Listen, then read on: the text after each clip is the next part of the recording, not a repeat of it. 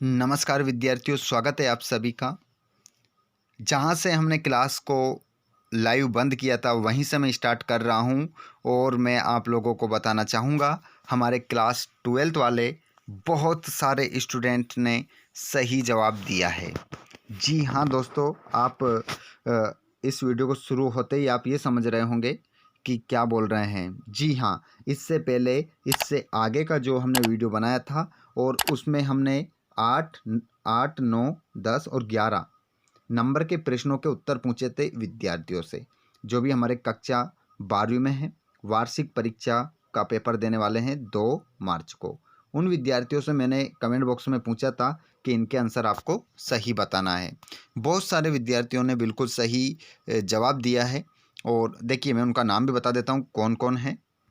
देखिए उन्होंने, मैंने अभी चेक करा है, उन सभी विद्यार्थियों ने क्या करा है, अपना नाम सेंड नहीं करा है और उनकी जो आईडी है उसी आईडी से नाम दिखाई दे रहा है।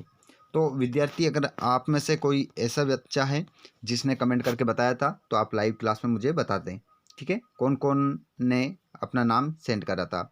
और जो दोस्त हमारे अब इस वीडियो को ऑफलाइन देखेंगे वो भी, अगर आपने नाम अपना सेंड करा था तो नाम के साथ आप क्वेश्चनों को बताइएगा। जैसे कि रीतिकालीन कवि का नाम आप लोगों ने बताया था, तो इसमें आपने दिनकर बताया था, ठीक है। दिनकर ही आपने बताया था। जल्दी से बताइए किस किसने बताया था। बहुत सारे बच्चों ने दिनकर बताया था, तो दिनकर नहीं होगा, ये जरूर गलत हो गया था। भूषण आपका राइट आंसर होगा। और हिंदी कविता का जागरण काल किस युग को माना जाता है, ये जवाब आपका बिल्कुल सही था। भारतेंदु युग आपने बताया था, बिल्कुल सही है। महाप्राण के नाम से प्रख्यात कवि है, तो सूर्यकांत त्रिपाठी निराला को महाप्राण के नाम से जाना जाता है, ये जवाब भी आपका बिल्कुल सही था। और कबीर को हजारी प्रसाद द्विवेदी ने क्या कहा है, ये कहा है भाषा का डिक्टेटर, बिल्कुल सही जवाब आपने दिया था। एक क्वेश्चन आपका थोड़ा सा गड़बड़ हुआ है, बाकी सभी क्वेश्चन आपके जवाब थे। सभी मैच कर लीजिएगा इनको। चलिए, तो आप सभी का स्वागत है वार्षिक परीक्षा 2022-23 कक्षा 12वीं विषय हिंदी का जो वार्षिक पेपर आपका मध्य प्रदेश का होने वाला है, उसके लिए यहाँ पर इस चैनल के माध्यम से आपकी तैयारी ज़बरदस्त हो रही है। तो सभी दोस्त चैनल को सब्सक्राइब कर लो, अपने दोस्तों को शेयर कर दो और उनको, उनकी भी परीक्षा से पहले आप भी परीक्षा ले सकते हैं। किस प्रकार से पेपर आएगा, एक भी क्वेश्चन बाहर नहीं होगा अगर आप डेली लाइव क्लास 4 बजे वाली में जुड़ रहे हैं तो। और 2 मार्च से पहले एक महा मैराथन क्लास आपकी होगी, उसमें भी ज़रूर आप जुड़िएगा ताकि आपकी तैयारी बहुत ही शानदार और ज़बरदस्त हो सके।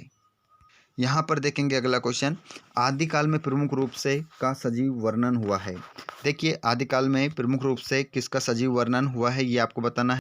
नेक्स्ट क्वेश्चन देखेंगे, भक्ति काल की प्रेम मार्गी काव्यधारा के प्रमुख कवि है। देखिए भक्ति काल की जो प्रेम मार्गी शाखा के जो कवि माने जाते हैं वो माने जाते हैं जायसी। जायसी लिखेंगे आप, जायसी, इनका पूरा नाम है मलिक मोहम्मद जायसी। भक्ति काल के प्रमुख ग्रंथ का नाम है, तो भक्ति काल का जो प्रमुख ग्रंथ है उसका नाम है रामचरित मानस, रामचरित मानस, ठीक है। नेक्स्ट क्वेश्चन, रीतिकाल में वीर रस के कवि हुए हैं। देखिए रीतिकाल में जो वीर रस के जो कवि माने जाते हैं वो माने जाते हैं भूषण। भूषण को वीर रस का कवि माना जाता है रीतिकाल में। नागार्जुन के कवि हैं। नागार्जुन, ये क्वेश्चन ऐसे हैं साथियों आते हैं, तो मैं यहाँ पर आपको लिखा हुआ बता देता हूँ ताकि आपका कोई गलत ना हो, ठीक है। ये देख लीजिए, नागार्जुन जो है वो प्रगतिवाद के कवि हैं और रीति काल के प्रतिनिधि कवि बिहारी हैं। रीति काल के प्रतिनिधि कवि कौन है, बिहारी। नेक्स्ट क्वेश्चन है, ग्रंथ में पारिवारिक मर्यादा का सर्वोत्तम उदाहरण देखने को मिलता है, कौन से ग्रंथ में, राम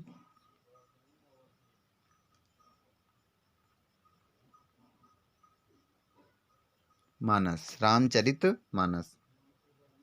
और यहाँ पर नेक्स्ट क्वेश्चन आपका, निर्गुण काव्यधारा के मत के अनुसार ईश्वर है निराकार, ठीक है। जो निर्गुण काव्यधारा के जो कवि है उन्होंने ईश्वर को माना है कैसा, निराकार, जिसका कोई आकार नहीं है, जिसका कोई रंग रूप प्रकार नहीं है। चलिए नेक्स्ट क्वेश्चन में हम सत्यासत्य देखेंगे जो आपकी परीक्षा के दृष्टि से बहुत ही महत्वपूर्ण है। स्टूडेंट्स, ये क्वेश्चन ऐसे हैं जो हर बार पेपर में आते हैं और गलत जाते हैं। यहाँ पर देखेंगे, कबीर के काव्य में रूढ़ियों का खुलकर विरोध हुआ है, सत्य। जायसी ने ब्रज भाषा में काव्य रचना की है, असत्य। तुलसीदास राम भक्ति शाखा के श्रेष्ठ कवि हैं, सत्य। रीतिकाल में मात्र रीतिबद्ध रचनाएं की गई है, असत्य। रीतिबद्ध, रीति सिद्ध और रीति मुक्त रचनाएं की गई, 3 प्रकार की रचनाएं की गई है। सूरदास की श्रेष्ठ रचना का नाम सूरसागर है, सत्य। शोषकों के प्रति घृणा और शोषितों के प्रति करुणा प्रगतिवाद है, तो यहाँ पर आपका छठा भी हो जाएगा, सत्य। और जयशंकर प्रसाद छायावादी कवि है, सत्य।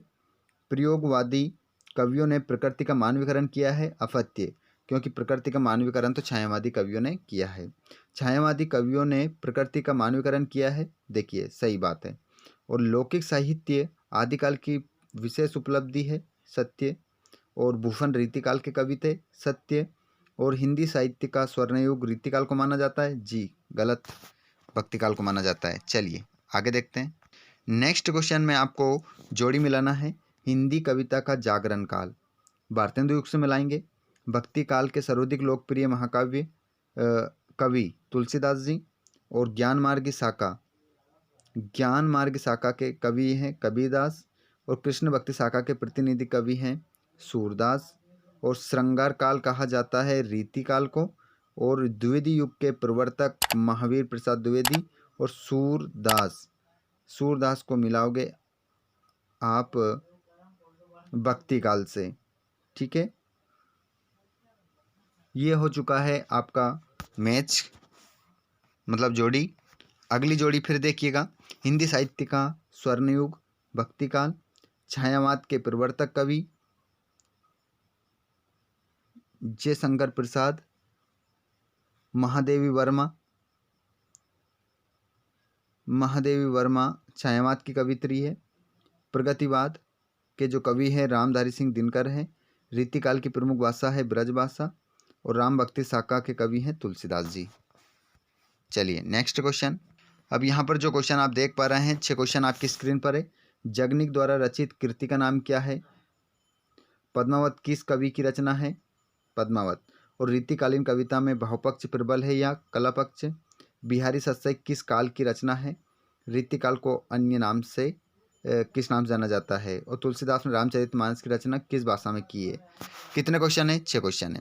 जिस बच्चे ने ये 6 क्वेश्चन के जवाब मुझे कमेंट बॉक्स में बता दिए, मैं मान लूँगा कि आप टॉपर के लिस्ट में आते हो। हर कोई की बस की बात नहीं है जो इन 6 क्वेश्चन के उत्तर मुझे बता देगा। देखता हूँ कितने विद्यार्थी इन 6 क्वेश्चन के जवाब देगा। जिसने 6 क्वेश्चन के जवाब दे दिए, इन 6 प्रश्नों के उत्तर दे दिए, उनका नाम में अगले दिन का हमारा जो लाइव क्लास रहेगी उसमें बताया जाएगा। अब देखते हैं कितने विद्यार्थी इसका सही जवाब देते हैं। कहीं से भी ढूंढिए, कहीं से भी याद कीजिए, जवाब आपको बिल्कुल सही देना है। देखते हैं कितने विद्यार्थी इसका सही जवाब देंगे। अगली क्लास आपको जल्दी ही मिलेगी। तब तक आप सभी को शेयर कर दो, लाइक कर दो वीडियो को, सब्सक्राइब कर लो चैनल को। अपने सभी कोचिंग वाले, स्कूल वाले सभी दोस्तों तक वीडियो को आपको पहुंचाना है और अपने सभी दोस्तों को सफलता की सीढ़ी पर आपको चढ़ाना है। धन्यवाद। शेयर करिएगा, लाइक करिएगा, सब्सक्राइब कर लीजिएगा। घंटी के बटन कॉल पर करना ना भूलें। धन्यवाद।